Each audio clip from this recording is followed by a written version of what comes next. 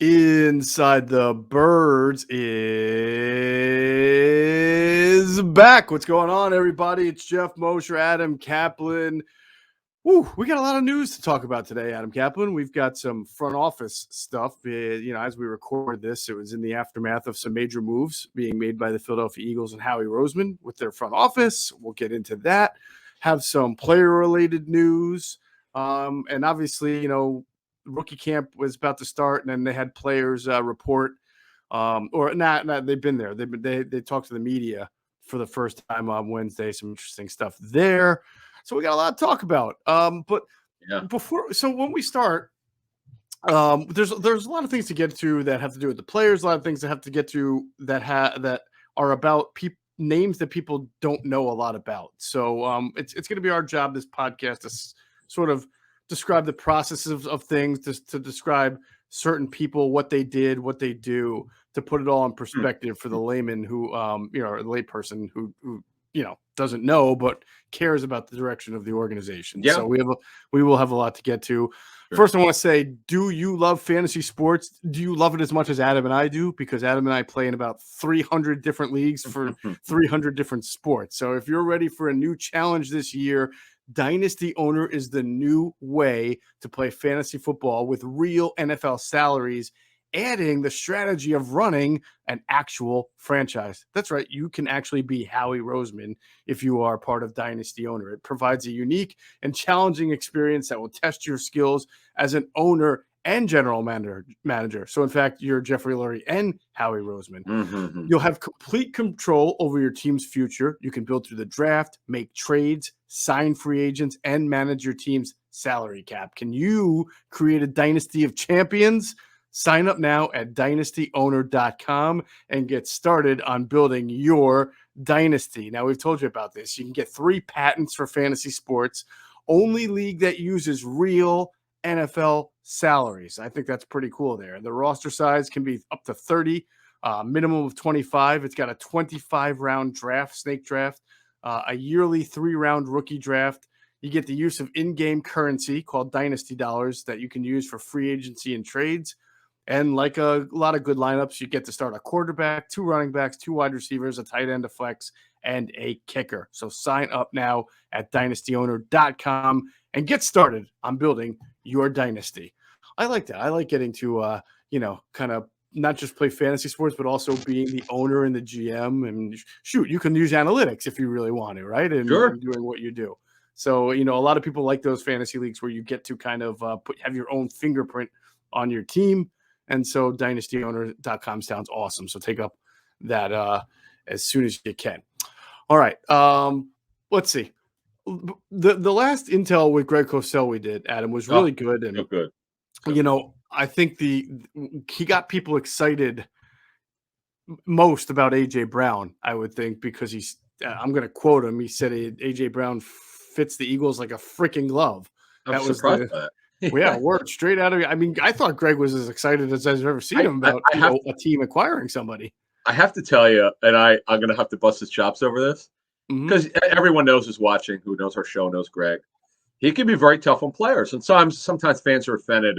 We don't have all Eagles fans listening. In fact, we've known this for years, but really lately because we've been covering so many players who went to so many different teams. We appreciate it. We're grateful for all the non-Eagle fans listening. So a couple have gotten on Greg's case because, he doesn't know what he's talking about. A couple guys cursed him out. Or it could have been gals, I'm not sure, because you can't tell on Twitter, it's so anonymous. But anyway, But he's been so positive the last couple months. I'm like, wait, is this the same guy? Someone ever taken his brain? It's funny. It's great.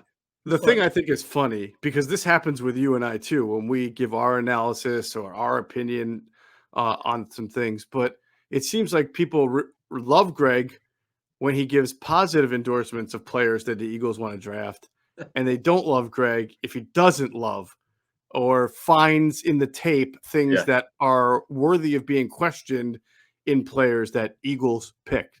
So you know how it works. They either love you or they hate you, depending on whether you sound like you're with them or against them. Right. And listen, folks, he's literally zero biases. It'll break his heart sometimes when there's a player he really likes off tape, and he watches his pro tape. He goes, I got to say, the guy can't play, or the guy struggling, whatever the terms he uses. He strictly lets the tape tell him what that looks like, and he has no biases. Does he like certain players more than others? Yes. But he has to grade the tape and call it down the middle. And if you know his work, you're not questioning him. If you're biased because you like a certain team and you don't like what he said about your favorite player, you're going to take it personally. I get it. Totally understand it. But this is not about making people feel great about a player. It's about telling you the truth. And so you become a better fan. So when you watch, and I know some of you guys watch coaching tape when we get to the NFL season, because you can watch on NFL.com the tape package. And you could see what Greg's talking about, and you can learn. It's great. Or Q&A are on, or whoever we have on who has access to this information, you could see what they're seeing, and it's kind of cool. Definitely. By the way, on Jordan Davis, I think Greg brought up some really good points that people seem to think that he's backtracking on with there were just a couple of comments that he was more praiseworthy of Jordan Davis in our latest interview with him that was up this week than a couple of weeks ago when we were discussing all defensive linemen. And the reality of the situation is what Greg said was correct, that Greg didn't say he couldn't play on third down and he couldn't rush the passer. What he said was, when you watch tape of Georgia, there is scant evidence of it and that he played limited snaps, and then he said, this is something that NFL teams who are considering drafting Jordan Davis have to reconcile. And that is absolutely 100% true, not only but including the Eagles. We know this. This is discussions that they had about Jordan Davis. Now, at the end of the day, they do a lot more homework, and Greg will be the first to tell you. They pick up the phone, they call coaches, they try to get answers as to why certain guys are on the field, character, anything. They do stuff that Greg's job is not to do. He's just evaluating tape. But there is certainly those discussions were had about Jordan Davis for several teams that I spoke to. And at the end of the day, some teams were able to do more information or decide that what they feel is that he still will develop into a very good defensive lineman who will impact the game in multiple ways. And that's fine. So Greg didn't say nobody would. He just said this is the question that teams have to ask themselves. Is somebody who is not on the field rushing the passer worthy of a first-round pick? That's very fair. He knows he's well aware of Georgia's rotation because they've blown some teams out. He knows that. Right. But he goes by the tape. And by the way, so we asked him there's some new information that Greg had because we just brought up certain things that we had heard about, and we wanted to see what his response would be based on his tape study. And Greg had some, we don't want to give away everything, but he had some interesting responses, which we didn't know were coming. And we definitely learned a lot, and we appreciate all the comments, even the ones that were pissed at Greg. We get it. We hear you. Yeah, it's a free country. You can say whatever the hell you want, but just try not to curse and call people names. I don't mind criticism, but when people say, "What are you out of your mind?" or call him biased, or say the best is somebody criticized him, said he must not watch the tape of certain players. I mean, that's just so asinine. I don't get involved in that stuff. If it becomes personal, it's going to be removed. We're not going to tolerate that shit. Excuse my language, but some of the stuff I saw was so over the line, and it's people know better. But I think I get the passion of fans, but when it goes to the line, we're not going to tolerate it. It's just not fair, and we're not going to take it. So it's there like if you're cool, you can get mad. I get it. We were fans once. We know, and being a fan, if you're from Philly, the frustration you have with the teams. I lived it, born and raised here. I get it, but you got to know where the line is. You don't need to curse anyone out.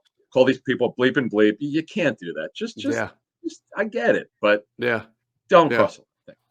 All right, so that was good stuff. So all of our post-draft podcasts are up on YouTube. Now, you may have to click the live because a lot of them were live.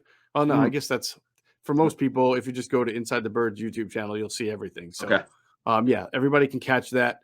There's a lot of stuff. And then, of course, our last podcast, we recapped and got more intel on some of the one that dropped Monday morning. Oh, yeah. On all the prospects the Eagles took. By the way, to Adam's point, Greg had some intel on Carson Strong that I had not heard. So I highly recommend you go check out that episode just to hear what he said about him. I was again, we're not going to give it away. I did not know this, and I was like, whoa, because Greg, if you know his work, he doesn't get in. He only goes by the tape study, but a couple times a year with us when he's been on with us for last on and off for 3 years. So, by the way, I know people are complaining that he's not going to be back. No, folks, he'll be back. I get it. Yeah. You want more of him, you're going to get him. We don't have unlimited funds. We're we're not going to crowdsource. We don't want to take anyone's money, unless it's an advertiser. We hear you. Folks, we respond to your stuff. We know what you want. You've told us. We listen. Trust us. Yeah. We listen. Yes, we love you guys. We just you got it. We're not going to go into our own pockets. This is not we're not going to lose money on this thing. We're not. We're through your support, it's been a home run. We appreciate it. But just be patient. When we could get Gray back soon, we're going to get him. Trust me. He'll be back before training camp and hopefully by June. But it's a process. So, no, what I was going to say is Greg doesn't usually talk about off the field stuff, but he said the George Pickens stuff before we were able to talk about it. Kind of surprised us, and he's right, and he nailed it. And we had it as well. We explained before the draft what the issues were with maturity. He knew the same stuff, and it's just not like him to do that. But what happened was he loves George Pickens tape because that's all he has to go on. He doesn't get in the off the field stuff usually, but he knew about it. And he said the reason why he said that because he knew he could drop because of it. And Greg talks to general managers, coaches, you name it. He does. And he talks to coaches at schools, and he gets what we do. Before we leave this talk, he gets what we do. I think sometimes he feels, you know what, I could add something to the conversation, and you know what, as long as he's right, I'm good with it. I'm with you, definitely. And that was definitely worthy information that he had for us on that. All right, we have a newsletter, a new Inside the Birds newsletter. It's called The Source. And we're working with a company called New Edition, and they're doing an excellent job. New Edition Consulting. Gotta love the work that they're doing. Brandon's helping us out. So it's very easy to get our newsletter. You can go to insidethebirds.com, and as soon as you do, it'll be one of those big annoying pop-ups, but it's cool. It pops right up and it says subscribe here. You just enter your email address, and what the newsletter is going to deliver to you is it basically ties everything we do into one, which I think makes it very easy because a lot of our stuff is in different. You can listen to our podcast. You can read our content on insidethebirds.com. You can go to YouTube, and you can go to our Facebook page. But this really ties everything in and goes straight to your email. Makes everything very clickable for you to get to. We're also putting some clips in from some stuff that you may not have seen yet that'll be in there. So, and also some answering questions for Ask ITB will be in there. So we're trying to be more interactive with it, and we're trying to give you something that you might not ordinarily get on the other ITB platforms. If you are a newsletter subscriber, it is totally free. So please go sign up where you can. If you don't go to insidethebirds.com, you can also find the link in the description or info box for the podcast or on YouTube as well. It'll be in there. So we really appreciate everybody. We're up close to 1,000 subscriptions already. So we really appreciate it. And we're working hard to make it worthy of your time. Looking forward to that. All right. We're going to get into some podcast stuff.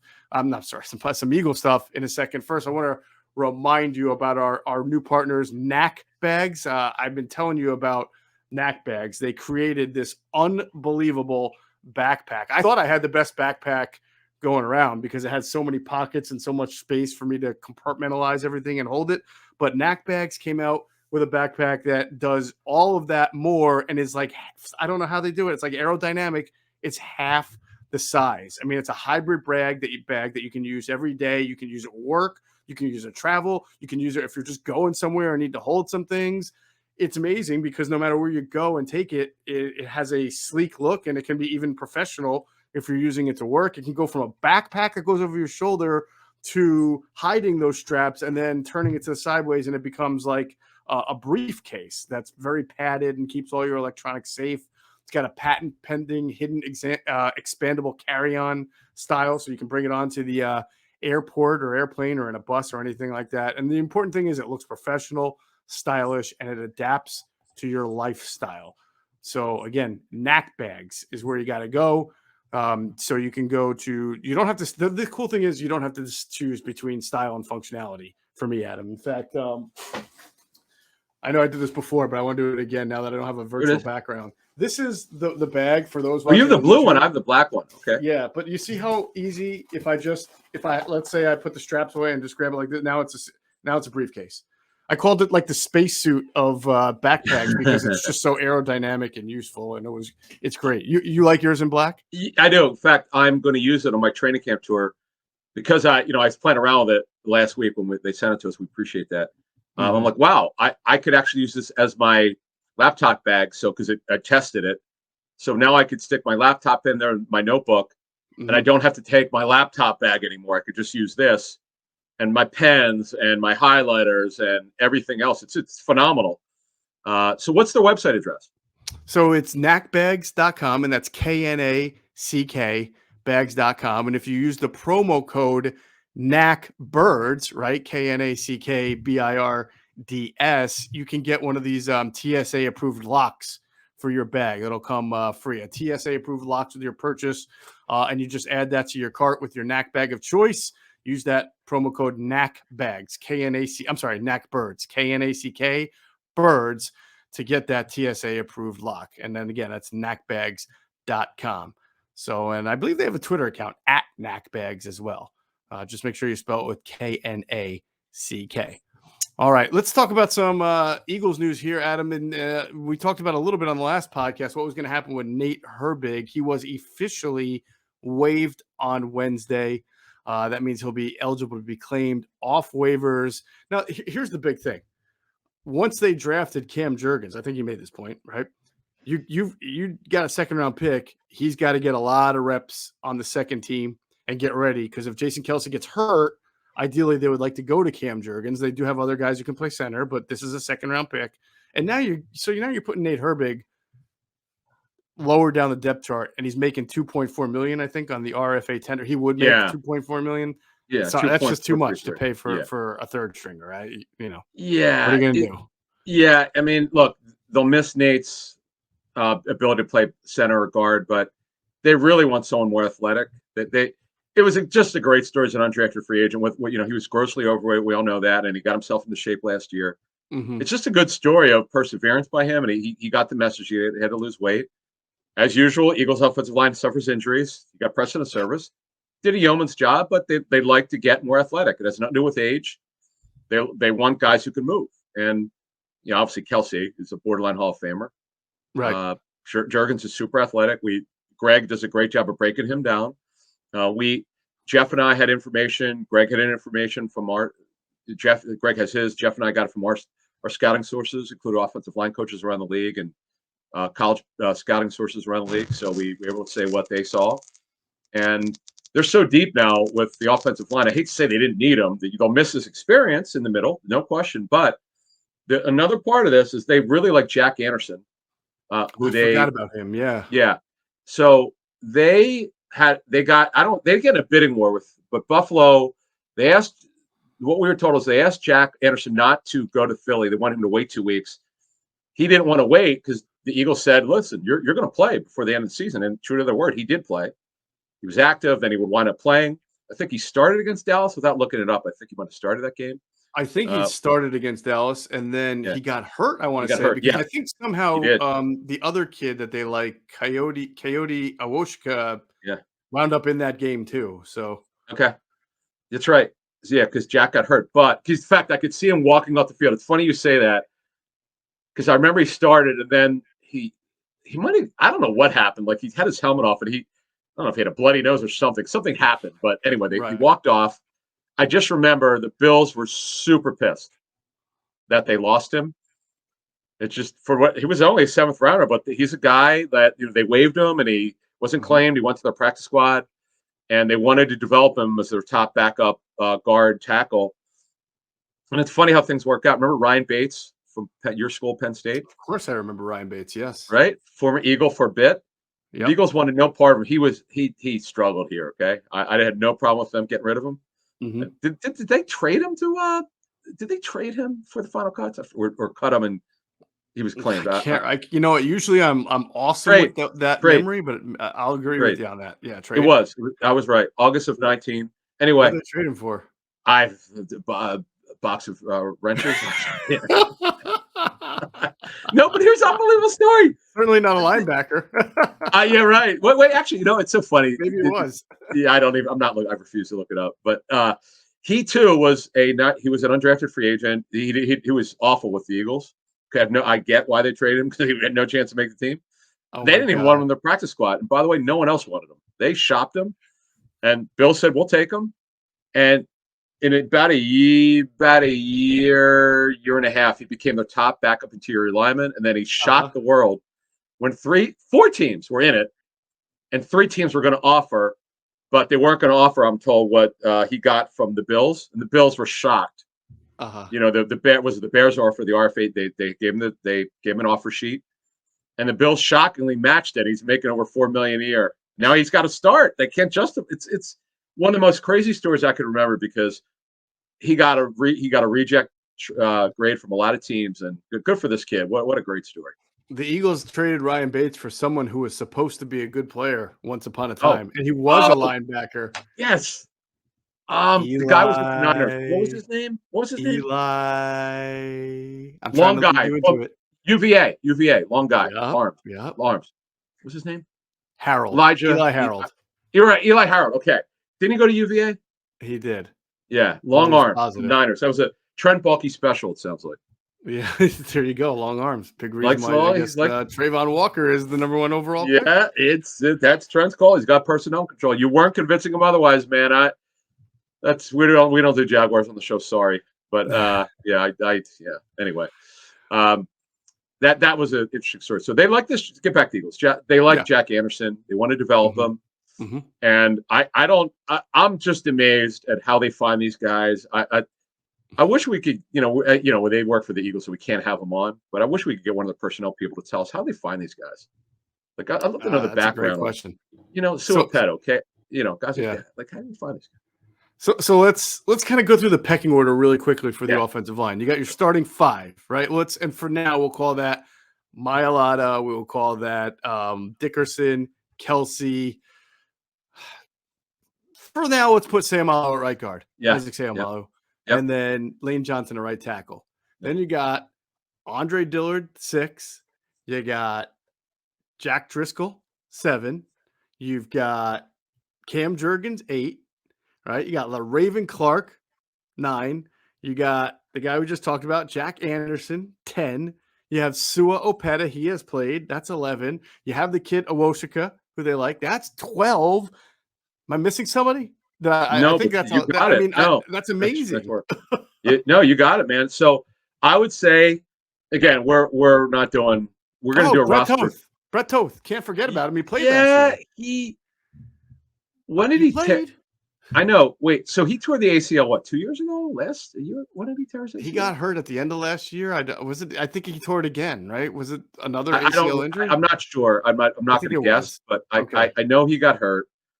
And he's a long shot, but sure. But I was just giving you guys who played last year. He played. Yeah. No. What I'm saying is, 10 or the 10 that other than Suapeta is a long shot because I don't see him keeping 11. I mean, they may like the guy, and he does have some athleticism, no question. But he's as we reported a couple of years ago, he's a one side guard. He only plays one guard spot based on what we heard. He's more comfortable at one guard spot.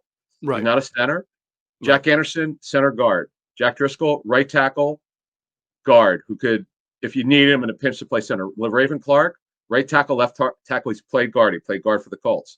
Now, Andre Dillard, we'll see if he gets those the guard snaps, which we reported a couple weeks ago. We're not expecting a lot if he gets any at all, but yeah, we've heard it's in discussion. Maybe that was their thinking on Herbig, maybe that's, just to have an extra guy as an emergency playing guard. But, he beefed up. I mean, Dillard's taken his body seriously. Good for him. It's up to 325, which is definitely at least 10 pounds higher than he had been before. So, okay. But they prefer versatility, the Eagles. So, yeah, it's going to be interesting to see Andre Dillard at OTAs and training camp and see how the body transformation, if that makes a difference in his play strength and his play style. last year he struggled, in fact, in training camp. He wound up playing okay in the preseason, and then when they had to put him in the season, but last year Josh Sweat had his number every single day in Oh camp. yes, we If were you there. remember, yeah, I we were saw it. there. We were I like, actually saw Josh Sweat put Dillard on his ass a couple of times, not more than once, in which fact, is hard to do. you saw everything, and I was looking. I might have been. I was just looking at the defense to see the structure because we're trying to figure it out. Mm-hmm. And I remember you coming over to me. You're like, "Are you seeing this?" I'm like, "What?" You're like, "Sweat's killing him." I'm like, "Really? Okay. Damn. I hope we get videos. Someone sent any videos because Josh Sweat is so long. I mean, he's so good. It's a good find for them. And Dillard, you're right because I remember hearing that Dillard was struggling with his balance and hand usage because he's also the problem. If you go against Sweat, Dillard's got short arms for a left tackle. Right. He's athletic, but athleticism doesn't come into play if your arms can't get the guy first before he gets you. Dude's like a T-Rex. I'm telling you, big, huge dude with short arms. 34.5, 35-inch arms. I mean, it's just so rare. But anyway, so yeah, you're right, man. They're absolutely loaded. They're so good. We know they're coached by the best in Jeff Stalin. But the good thing is because at least Suapeta, if he's on the roster this season, he's got snaps in a game. Juergens, we know his role. Anderson, they really like. Jack Driscoll, they're in love with. You pointed this out, 3 years ago? 2 years ago when they drafted him? Teacher's pet. He was he was Statlin's pet, right? Yep. Teacher's pet. Yep. And look, I'm interested to see because Seumalo's making just under $5 million. He cannot be a backup at that money. So like you said, right now he's a starter. Mm-hmm. But I wonder if they'll let Driscoll compete again. I assume he will. What did Sirianni say about that? Didn't they say something about that? He said it's he doesn't have to worry about that until camp, and that it's a good problem to have, and nothing earth shattering. Got it. Nothing earth. By the way, it was pointed out to me. I want to shout out the person who did it. I can't remember. It was on Twitter. I think his name was like @Delco Johnny or something. Okay. I had said that if Juergens could play guard, you're still kind of, it would be a concern that you have a 300-pound center, basically, and a 300-pound guard. That's not very big, when you want to go up the middle. And I really thought Isaac Seumalo was a bigger guy. Apparently, he's listed Seumalo at 305. I thought he was in the 315 to 320 range, but maybe I'm wrong. I mean, I do know that at one time he projected to be a center, and he's not like a big road grader. He was more of an athlete, but I thought he was over the 305-pound mark. I thought he was more in the 315 to 320, but he's listed at 305, something like that. So he's not as big as he used to be. Like if you remember, Big V came in, he was really, really heavy, and then over time he got in much better shape. Now with Juergens, his list. He weighed at the combine 303, 6'2", and 7/8. For a center, he's got slightly better. Centers typically are 32, 33. He's a little bit over 33. Arm 33 and 3/8. Mm-hmm. Hands are good. His bench was not 25. This year, if you remember, this is the fake Asian boycott of the players, for the combine. Mm-hmm. And a lot of players didn't bench. He did. Juergens, to his credit, he benched 25, which is not bad. But he is super athletic. I'm interested to see because if you'll hear folks if you didn't hear our last show with Cosell, Greg talks about what we had put out there about sorting, and what that means and his version of it and different ways of it. It's interesting. It's a really interesting intel. A good learning experience if you listen, folks. I hope you do, and it's on YouTube or all our platforms. Right. All right. So on our last podcast, we said we're not going to address UDFA signings, undrafted rookie free agent signings, until the team makes them official, because everything that gets reported is it's a helter-skelter process. And we went through some of the anecdotes about guys being on the phone with two players at the same position, trying to haggle, see who they get. Then all of a sudden you hang up in the middle of the other guy because you got a deal. And that sort of seemed to be the story, the way it came out with how the Eagles signed both Carson Strong and Perry. What's his last? EJ Perry? EQ Perry? Why can't I think of the guy's name? Yeah, Perry from Brown. Yeah. So apparently that's something similar in that both guys were they weren't sure if they were going to get Carson Strong, so they were talking to Perry, and so they don't have Perry anymore. He decided not to sign ultimately with the Eagles. Carson Strong has signed with the Eagles. So that went to illustrate our point. It's funny because we talked about it and then it came out. I forget who reported it. That's basically how it happened. So yeah. That's why we don't do it. It's a waste of time. When we get the full list, here's what we do know. Goodrich, the corner from Clemson. Yep. That's definitely done. We know that for a fact. We know the corner from Alabama.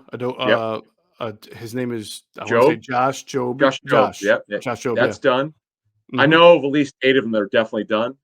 But the problem is verbal agreements could be broken. They're always broken. There's it wasn't with the Eagles, but I heard one was really bad.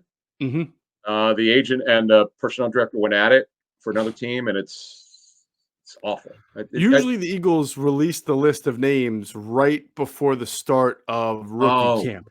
Which is what, Friday? Which is soon. Yeah. So, I mean, it may happen, for some people listening to this podcast, it may all of a sudden they may, check their Twitter account and see somebody putting it all out or on the Eagles website. So it won't be very long. All right. I want to move on, talk about some other things. First, you heard me talk about our newsletter being done by New Edition Consulting, which is a boutique newsletter consultancy that partners with entrepreneurs, early stage startups, and media entities looking to launch, maintain, and grow their newsletter offering. Simply put, every brand today is in the business of deepening their connection with their community. An intentional, consistent newsletter is the spine that holds this effort together, allowing you to connect deeper with your audience than you can on your social media channels. New Edition provides one-on-one, end-to-end 360-degree newsletter support to all of their busy and talented clients, including us. Think of them as an accountability partner, a content strategist, a growth marketer, and admin all rolled up into one. So if you've been looking to launch and or transform your newsletter offering, but simply haven't had the time, tools, or support, head to neweditionconsulting.co and book a free exploratory call with their team. So great job by New Edition Consulting there. All right, Adam, the big news this week is really what's going on in the front office. And there were a lot of things that came out, particularly on Wednesday. Some things we had heard, I would say over the last few days were brewing in the front office. Some, heard kind of winds of change. And then some things we heard came out.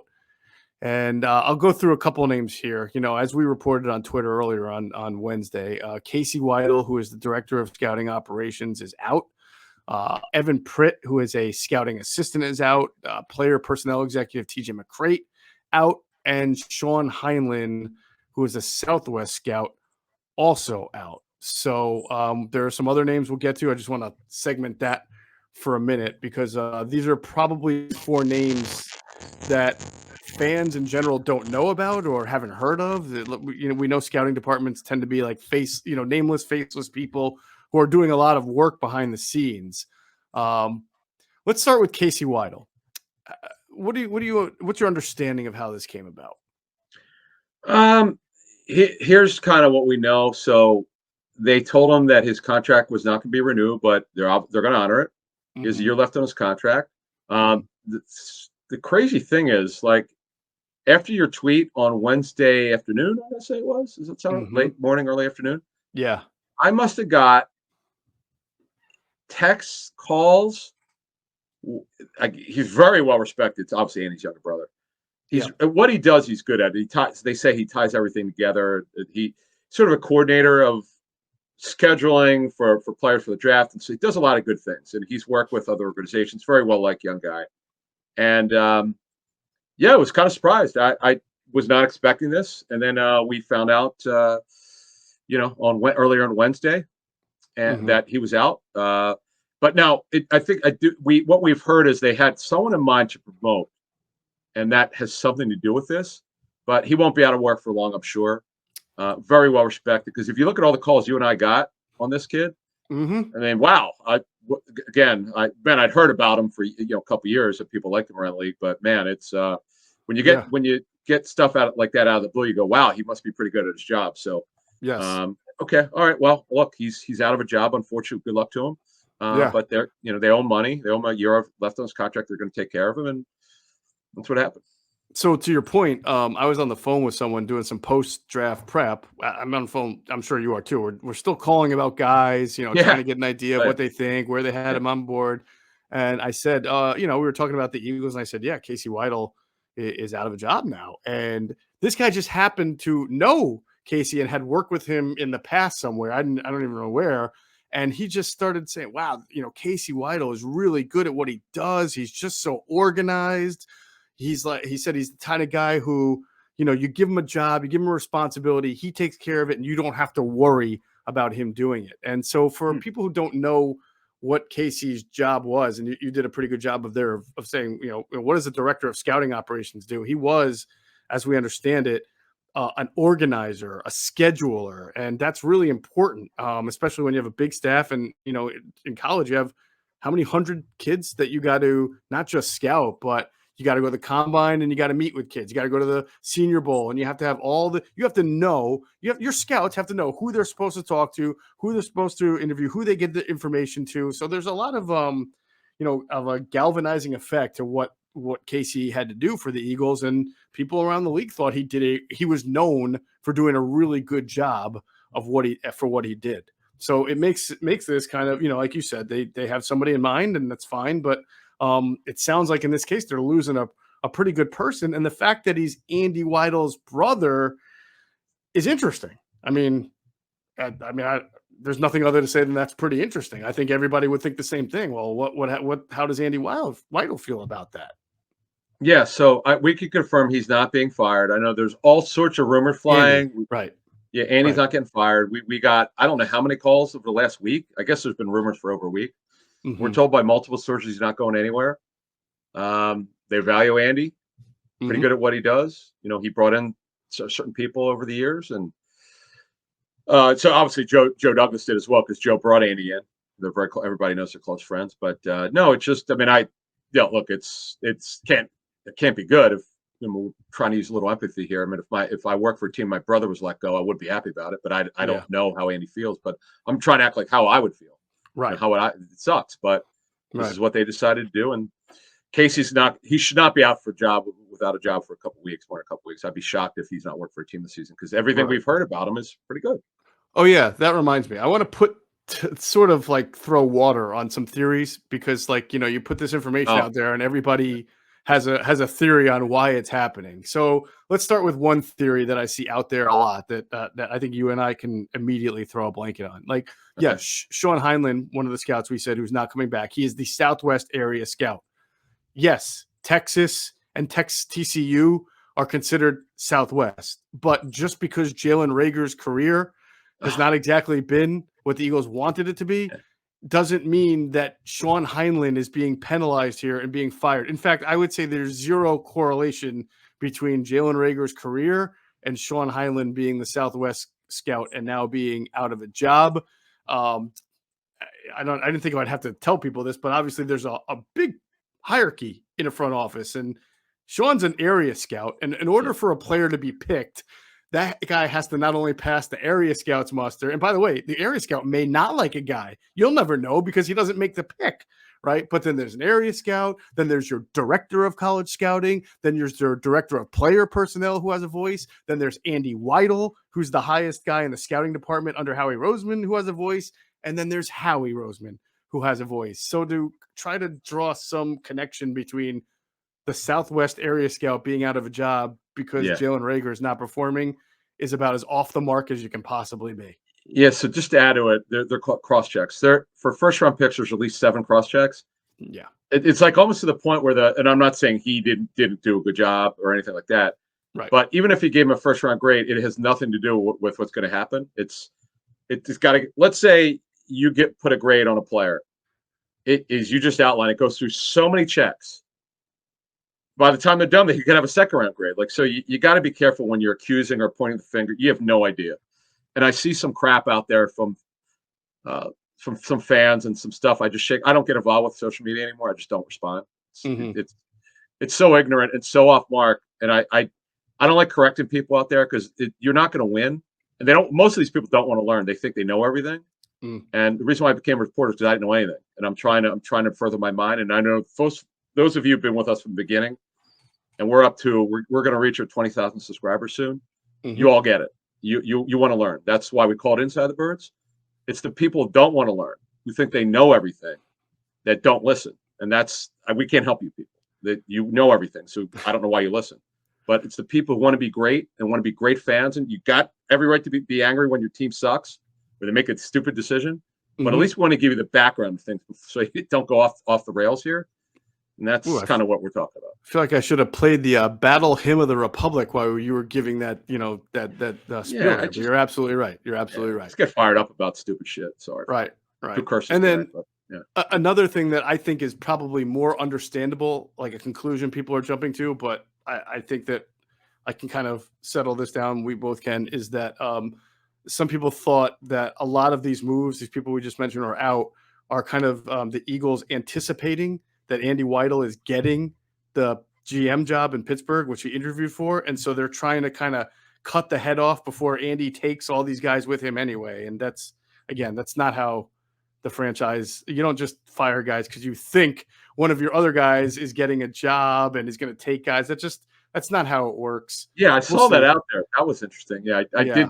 I will say I don't respond to stuff on Twitter basically, but I'll read it if I think I'll say, hey, I saw this out there. Let's discuss it. It's a good point.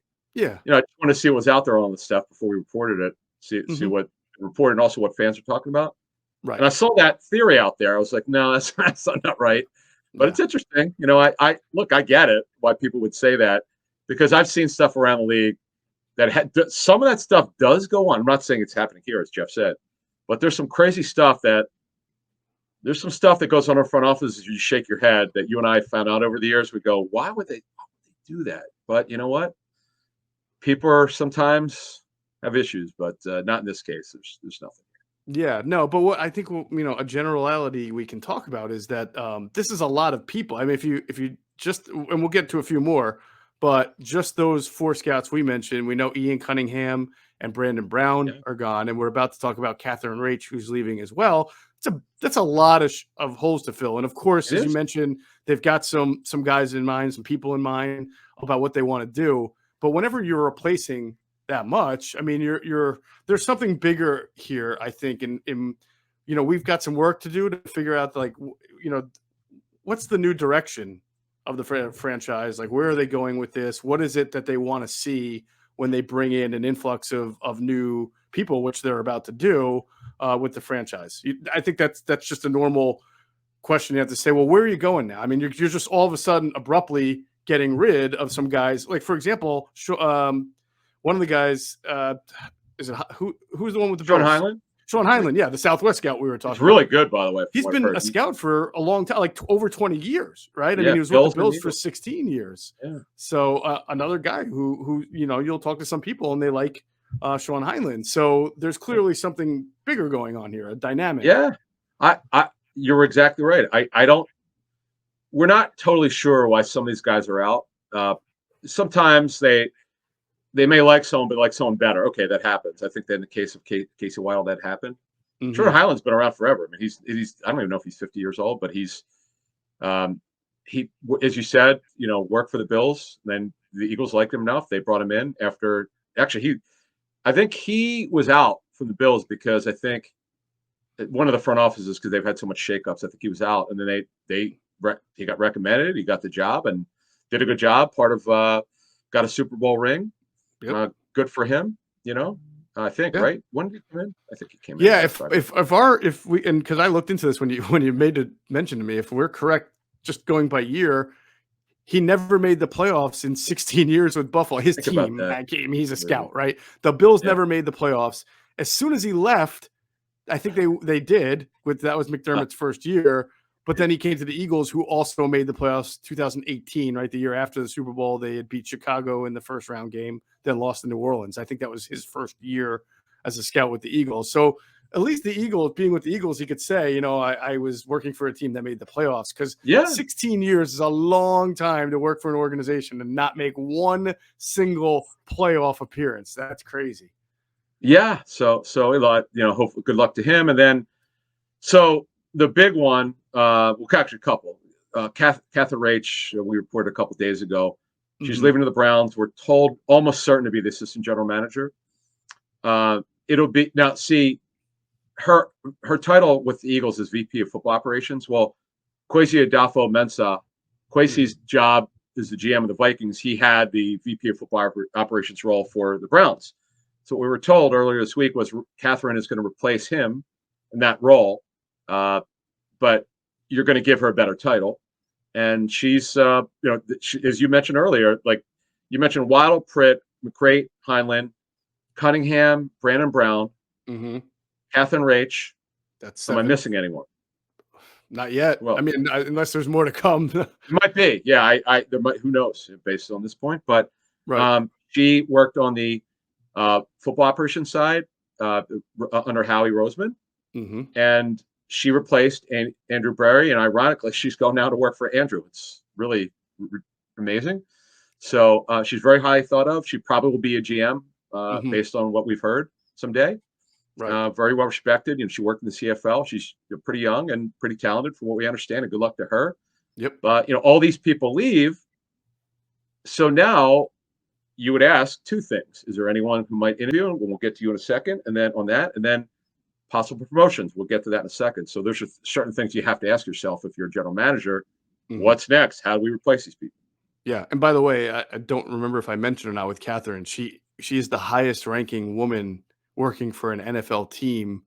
When she came to the Eagles, she had been the director of football operations or administration for, I want to say I may have this backwards. I think it was for the Toronto Argonauts. And then she had been an assistant GM for the Montreal Alouettes, or either that or it was backward that she was assistant GM for the Argonauts. But either way, she held some very high positions in the Canadian Football League when the Eagles brought her on as kind of a player personnel executive. And then within 2 years, she got promoted to the position she's holding now, which is so this title is amazing. And she right now, before she leaves, she's director of football administration or director of football operations for the Eagles. Okay. That's the same title that Andrew Berry held before he left the Eagles for Cleveland. Right. So now she filled that role, but Alec Hallaby at one point held that title until the Eagles had brought in Andrew Berry. So it's kind of amazing how this title has been, kind of given around to these three people. So, yeah. And as we've always said with the Eagles, don't pay attention to the titles, pay attention to what they actually do. Yes. Because it's so confusing over the years and the Eagles aren't the only team where you start looking at, wait, what do they really do?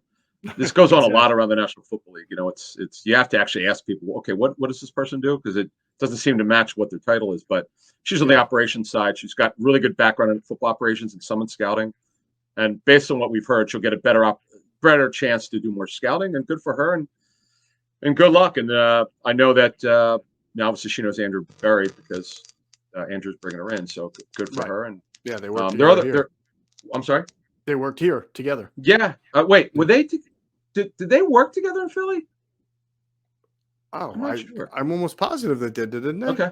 I didn't look it up. I would have guessed they did. I just had heard from league sources that they actually knew each other. That's why he's fond of her. Because Andrew was here. Just to be clear, Andrew was here in 2019, right? Okay. And I think that's the year Catherine came to the team. I don't want to be incorrect on that, so I'm going to look it up really quickly here. But Catherine joined the team in 2019. Yeah. So yeah, I mean, if I'm doing this correctly, and sometimes you join and leave in the same year, so I don't know. But if that happened, where maybe they worked for the Eagles in the same year, but never worked alongside each other, but I thought they did. So we'll do that. Real quick, I forgot about this. We got a major guest coming for ITB TV. We're not going to give it away. This is a pretty big guest that we're going to drop at what? Tuesday morning, Wednesday morning? Well, probably Tuesday. Yeah. Okay, this is you all get why we have this guy on. He's a coach. He's really good at what he does. That's all I'm going to tell you. You'll get it when we have him, and it'll be right up there, one of the best things we've ever done. I know it because I've heard this guy speak. So I reached out. He said yes, and he said whatever you want. I'm like, great, thank you so much, and this will be a good one. That's all I got to tell you. All right. Well, now that we got everybody's attention, let me tell you, the mud will fly again on Trenton Avenue. One of Philadelphia's largest and most unique spring festivals is back on Saturday, May 14th in Fishtown and East Kensington from noon till 6 p.m. Philadelphia Federal Credit Union Kensington Derby and Arts Festival makes a grand return with an all-day event that's expected to draw thousands of people to the great outdoors and space out along a massive 3-mile route spanning Trenton Ave from Norris to Frankfurt. Along the way, families, foodies, artists, and inventors will experience the city's wackiest celebration of local flavor. So looking forward to seeing you all there and your family there at the Philadelphia Federal Credit Union Kensington Derby and Arts Festival. All right.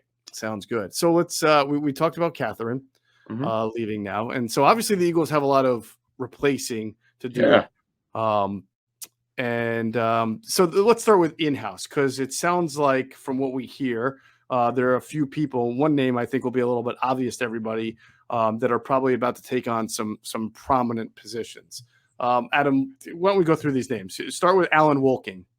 All right. So what we're hearing, we're calling these possible promotions because nothing's done yet, but from what we hear from league sources, possible promotions include Alan Wolking, who's the senior director of college scouting, who's been there for a long time. Right. Very well liked and respected, good at his job. He got a promotion in recent years. I know there was another team trying to hire him years ago. I don't know if they ever put a slip in. I just remember someone from another team asked me about him, and I didn't really know him, but I'd heard good things. Dave Caldwell, of course, who's been with the Eagles for a year. The title is personnel executive. I know he does scouting for the Eagles, obviously the former Jaguars GM. Right. Who's been around for a long time, Bill Pauline disciple. And then this one is interesting. Phil Baya, who's a Southeast area scout, well respected. It's good. I mean, we don't know if these are definitely happening. We just heard that these could happen. They're possible. We're calling these possible promotions of their group. And I'll tell you what, one of the reasons why the Eagles are generally very competitive, not always, but for the most part, they have been in the last 20, 25 years, is because their scouting department's really good. And the board is set pretty well. If everybody does what they're supposed to in terms of drafting by the board, more often than not, they're pretty good. They get the results that they're looking for. Now, no one's perfect, obviously. Right. And these guys are good.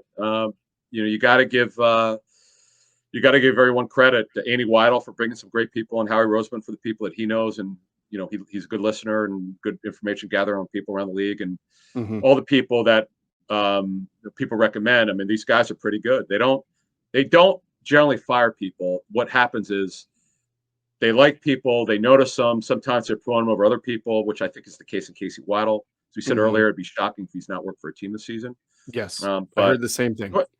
Yeah. You said you got that call. That was interesting. That guy really spoke well of him. And then, as you said, that they'll look for some people from other teams. So I know you definitely have news on this end.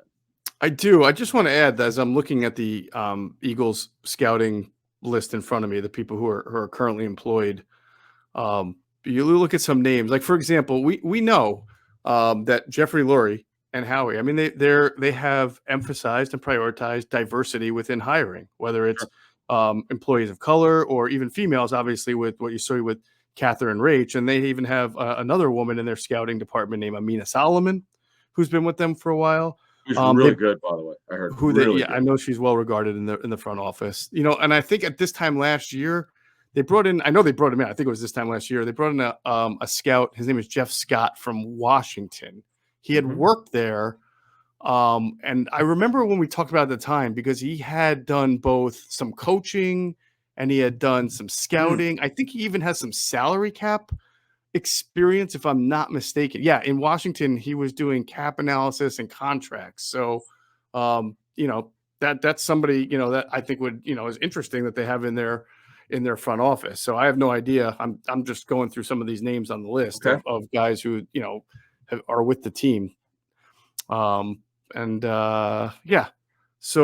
let's move on. They're obviously going to have to look outside as well to fill in spots. Is my understanding, is your understanding, we both heard from different people the same thing, that they are going to take a look outside the building in hiring. And a name that I think we've talked about this guy before, but definitely someone in a while that, as I understand it, will be interviewing with the team is Brandon Hunt from the Pittsburgh Steelers, who is I think he's their player personnel director, if I'm not sure. It's a pretty his title is pro scouting coordinator. That's right. Yeah. But as you've said many times, you were the first person who did me. Geoff and I, this is probably our first year we did an 18 the show, and we were trying to like break down what everyone does. It's one of those shows where we're like going over the entire front office, and I learned then I'm like, okay, these guys aren't doing this job that says the title. What exactly are they doing? Mm-hmm. And because that's when we were starting to learn, like, okay, we need to get on this a little bit better. Mm-hmm. And Hunt is one of the highest ranked, despite his title, pro scouting coordinator. That would basically be a low to mid-level job with most teams if it was just what that actual guy did. It's not. Right. He does a lot more than that. He's actually very high ranking. And so what do you have on this? Well, as I understand it, to your point, he is in contention out there in Pittsburgh for their GM vacancy, which is going to happen pretty soon now with Kevin Colbert stepping down. Kevin Colbert, arguably the best GM in the league and one of the best that's ever done it, stepping down. And so that's kind of a high profile job that he's in the mix for. But obviously, if he's coming here to interview, which he is, it's going to be for a pretty high ranking position as well. So we'll see what happens with that. I know that I've talked to a couple of people that know the Steelers front office that kind of know how it functions. They are big from promoting within, but they have a couple of people in there from within who have the ability to get that job. So it may not necessarily go to Brandon, despite the fact that he's been there for quite a while. And one thing that you should know, and maybe some people will remember, Brandon Hunt was on the Eagles' radar several years ago when Chip Kelly had been given the power. He had to do an extensive, I'm going to put that in quotes, an extensive outreach of interviewing quote unquote GM candidates to work underneath him. And he did. In fact, Joe Douglas, I think, was also interviewed with Chip Kelly at the time, if I remember. Really? Okay. Yeah. So Chip Kelly interviewed a lot of people, but in the end, he wound up doing what a lot of people do is settling on the guy who's right in front of your nose. And that was Ed Manowitz, a guy that Howie Roseman had brought in, I believe, from Alabama at the time. And Ed and Chip only lasted 1 year there. We already know what happened. But the point was Brandon Hunt was on their radar at the time. So the organization has known about Brandon for a while. They're not just kind of like looking around the league and blindly going, who's this? And let's bring him in for an interview. So knowing that they've known who he is for a while and they're bringing him in, I think that should be a pretty strong signal here that they really like this guy. Couple things. We're told by multiple sources he's expected to interview this week. So it's Thursday morning. We don't know the exact day, but typically you don't do it over the weekend. But nevertheless, he's expected to interview this week. They are very high on this guy. Very high. He's very well respected. He's mid-30s. I don't know what he's 30s. In his 30 years old. Yeah, it's a good question. I'm not exactly sure. I know he is on the younger side. So yeah. Right. So anyway, he's very well respected, and so the Eagles are on him. They're looking for guys with experience. They definitely are looking for that. And then what we heard any other names that they're looking at? One other name I heard to be linked to, keep an eye on looking for the Eagles is the San Francisco 49ers director of personnel, Ran Carthon. That last name might sound familiar to you. I believe he is related. Is he the son of Maurice Carthon? He is. Oh, yeah. He is the son of Maurice Carthon. Yeah. Now he's only been, what was it? I think he's only been director of personnel for a year. Before that, he was director of pro personnel. Right now, he's director of player personnel. Before that, director of pro personnel. But he has been with the 49ers for a couple of years now and has moved up the chain. So sounds like the Eagles have some interest in him, and we'll see, if they wind up bringing him in for an interview. He has extensive pro. I talked to someone who worked with him. We had heard that he was on the list, so I wanted to check into his background. And he is a guy that I don't know him, but I know I've seen him in press boxes. He does extensive advance, and he is probably more pro experience than so many guys around the league. And I remember as a running back with the Colts, you might remember, power guy. Remember as a running back, is an undrafted free agent come out of Florida, I think. But and they've got, from what we were told by multiple sources, they've got a pretty good idea of what directions they're going to go. They've got an extensive list. They've done their homework. Nothing was. This is not a matter of, oh my gosh, they're having fighting like they did years ago. Nothing like that.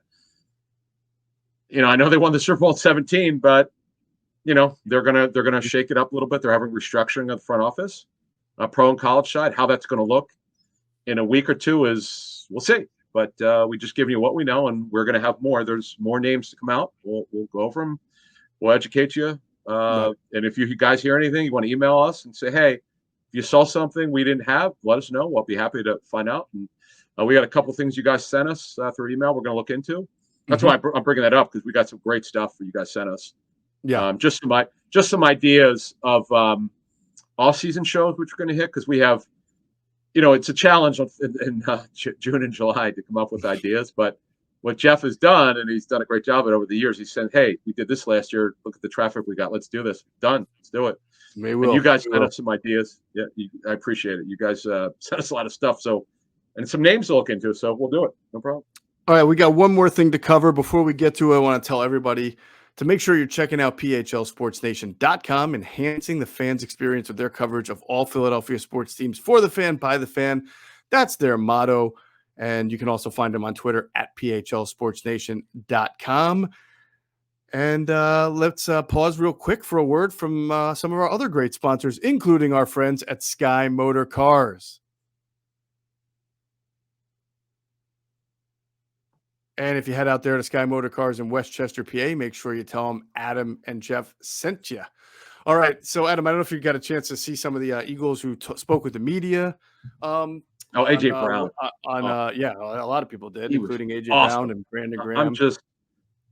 I can't. I mean, you heard what folks. If you wait to hear what Greg says, if you haven't heard it on our show with him earlier this week, but I just wanted to hear him speak, and he's a pretty impressive guy, man. I just cannot wait to go to OTAs when everybody's in. If we get to go to the May camp, great. If not, I'll go to the mandatory camp in June. And I really look forward to seeing how things are going to change with this offense. I mean, they're going to, because you have one of the top 7 or 8 receivers in the league. But I cannot wait to see what he does here. Yeah, I'm in sort of, for me, I'm kind of fascinated on what they wind up doing defensively, especially schematically. Sure. With Jordan Davis, Nakobe Dean, Hassan Reddick. I mean, it's not like we're going to get a whole lot of tells at mini camp, but you'll get a few. But, training camp, it sneaks up on us real fast. Did you happen to hear Brandon Graham saying he never even once considered retirement? Like, he was always coming back, which, at his age, to be an Achilles injury. Yeah. So crazy, right? Did I see this right? Did he say he's good to go? He's fine. If he had to practice now or play, he could play. It sounded like he was basically saying, of course, with this medical staff, they've been so cautious, and to their credit, it's worked out. But I can't imagine that that's going to be happening. But that's the way Brandon said. He actually said his mindset was to be comeback player of the year. He's awesome. Can you imagine that? I know. He's amazing. Folks, if you just understood how he started his career, blocking people on Twitter. Mm-hmm. The veterans I was talking to then they were disappointed because he was so immature when he was drafted. Right. And now he's like one of the best leaders in Eagles history. Will go in the Eagles Hall of Fame, no question. And I guarantee if you ask fans, the younger fans, I would say younger than 40, who their favorite all-time Eagles were, if he's not in top 5 or top 3, I'd be shocked. Obviously, B-Doc is probably one or two. Yeah. Jaws has got to be up there. Yeah, Kelsey. Oh, yeah. Hell yeah. Yeah. A.J. Brown's going to be up there for you, folks. Trust me on that one. If he stays healthy, you'll remember me saying whoa, you're putting him in some Mount Rushmore category. Well, he is there. This guy, 25. I can say kids, 25. This guy is super. And just talking to the Titans about him for the last 3 years. I still can't believe they did it, because they swore they wouldn't do it. But he's BG is just a special human being. He's just so special. I'm not a fan. Obviously, we're not, but we're a fan of people, and he's a special guy, and we're lucky to have him in our community. I hope he stays here. I don't know what his plans are when he's done, and his wife and his kids, but he's been such a special football player, and I never believed. No one knew he'd be this good. Heck, I mean, he'd overcome the criticism of Earl Thomas and JPP. He's certainly better than JPP, I think, over the years, based on everything he does. And but good, you know what? Good for him. And it's good to see the rookies. The rookie class is going to be here this weekend. We'll see. What we don't know. There's generally no news to come out unless there's some kind of injury update. But we're not expecting anything. But once we get stuff we could pass along, we'll be happy to do that. All right. Also, I'll finish with Jalen Hurts had some very interesting comments about kind of taking a new, I guess, like a Zen approach to the position, a very holistic approach. He's changed the way he eats a little bit as far as his diet, his workout, the flexibility involved, creating a schedule for himself, just being a little bit more disciplined in the things that he does. That's not just, throwing the football. So I thought that was pretty interesting. I mean, he said what we've been saying since the end of the draft, and that you've got the weapons now. You got a really good running back. You got a stable of running backs. You got a Pro Bowl wideout now. You have a second-year wideout who might be a Pro Bowler for years to come. You may have a Pro Bowl tight end. You have one of the best offensive lines, if not the best offensive line in the league. It's all on you at this point. Go out and do your thing. And he basically said, "Hey, it's my team. I'm going with it, and it's an exciting time to be an Eagle." No doubt. They got a physical receiver who can go get it in A.J. Brown. Obviously, they're best friends. Everybody knows that now. And if you don't, read up on it. They're best friends. It's really an amazing friendship. Really good stuff out there. Then, and the other thing is he's in the same offense for the second year in a row, which is big for him because he really, we want to be fair. That's been a problem for him because it's just the transfer, all the things that he's gone through in his career going back to high school. He just has not had the chance to be in back-to-back offenses, I think. So this is good. We'll see. Look, you're right. They're loaded up. I mean, receiver, they're okay. We'll hit a roster probably next show. We'll see what kind of also more. I'm sure there'll be more news. There always is this time of year, but they've helped him. You're absolutely right. And Goddard's emerging. He got his contract. There's no more Zach Ertz. Doesn't have to worry about that. That was obviously an issue coming to the season, which they were unable to resolve to the trade deadline. Now he's a full-time starter for a full season. That'll help them.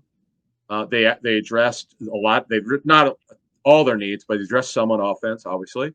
And now, to me, people have asked us, like, what's left? Corner and safety. Although, I don't know if they're going to do safety. We'll see. I find it hard to believe, but I'm throwing my hands up, folks. What's that dude's meme on Twitter? The dude who goes like this. It's so funny. I know. I don't remember, but I know what you're talking about. He's great. I think he's an actor, but he's in 1,000 memes, and it's so funny when he goes like this. I'm done with safety. I'm with you, dude. I've converted to your side. I think of like the Twitter meme of the baby who runs in from whatever room, looks, and then runs right back out. Oh, that one too. He does a curl. That's like Howie when he sees a bunch of good safeties. I'm running around. Come on, man. You can't win in this league without good enough safeties. Come on. Run in. Kyle Hamilton's going to be on the board. No, I'm going to run right back away. We definitely want to address a little bit more of the draft. We promise. Some people had some follow-ups, which I saved the emails. We appreciate all the emails. We read them all. The ones that make sense, we're going to answer, because especially if they make sense for us, it makes sense for you, and vice versa. So we hear you. We appreciate it. All right, that's going to do it for this edition of Inside the Birds, the leading podcast in Eagles Intel. I want to thank our producer, Hunter Brody, doing a great job producing the show. You can catch his work at YouTube. His channel is called Sports Talk with Broads. He's got a great website called broadsmedia.com. If you're living and dying every day with the Phillies, you can check out the podcast that I do with Frank Close called the Powder Blue Podcast, available on Apple, Amazon, everything, which once a week we talk about how frustrating the Phillies are, but yet we still follow them every day. And that's about it. So as always, we thank you for flying with us inside the bird.